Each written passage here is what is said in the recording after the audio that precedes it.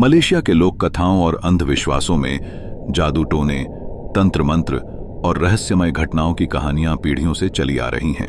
इन कथाओं में से कुछ सच और कल्पना के बीच की सीमाओं को धुंधला कर देती हैं, लेकिन कुछ वास्तविक घटनाएं भी हैं जो मलेशिया के रहस्यमय इतिहास का हिस्सा बन गईं। ऐसी ही एक सच्ची कहानी है मोनालिसा मोना फांडी की, जो मलेशिया की सबसे कुख्यात और खौफनाक कहानियों में से एक मानी जाती है।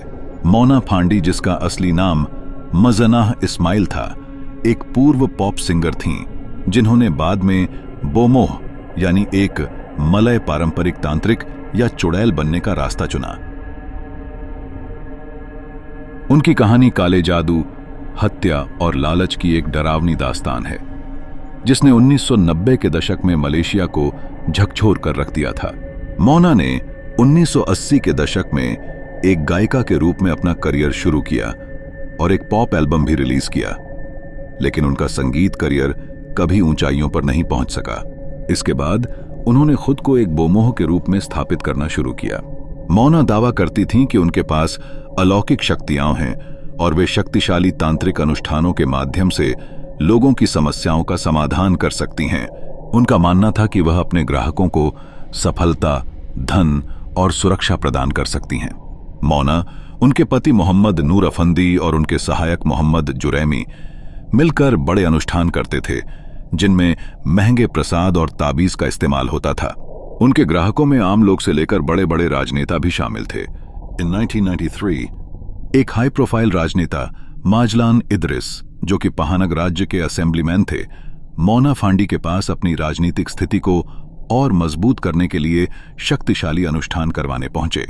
मोना ने माजलान से वादा किया कि वह उन्हें शक्तिशाली और अजेय बना सकती हैं, लेकिन इसके लिए माजलान को बहुत बड़ी रकम चुकानी पड़ी।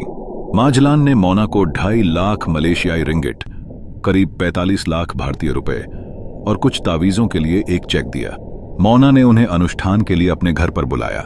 अनुष्ठान के दौरान मोना ने माजलान को आंखें बंद कर घुटनों के बल बैठने के लिए कहा। उसी समय उनके सहायक जुरैमी ने माजलान का सिर कुल्हाड़ी से काट दिया। इसके बाद मोना और उसके साथियों ने माजलान के शव को काटकर टुकड़ों में बांट दिया और उसे जमीन में गाड़ दिया।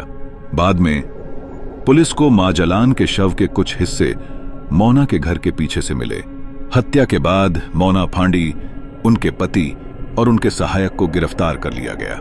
मुकदमे के दौरान मोना ने अपने चमकीले कपड़ों, मुस्कान और आत्मविश्वास से भरी हरकतों से अदालत में सबका ध्यान आकर्षित किया।